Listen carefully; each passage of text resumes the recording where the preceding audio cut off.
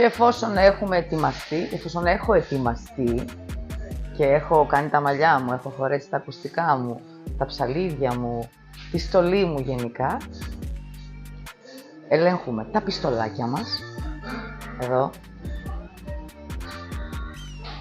Αν δουλεύουν, αν είναι καλά, αν είναι καθαρά, τα προϊόντα μας στον πάγκο να είναι έτοιμα.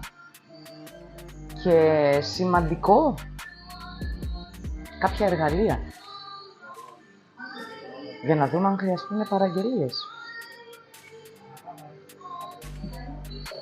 Τα συρτάρια πρέπει να είναι έτοιμα για οποιαδήποτε στιγμή, οτιδήποτε χρειαστεί να κάνουμε μέσα στην ημέρα. Αν δουλεύει αυτό το εργαλείο, αν έχουμε κάποια προϊόντα που θα χρειαστούν για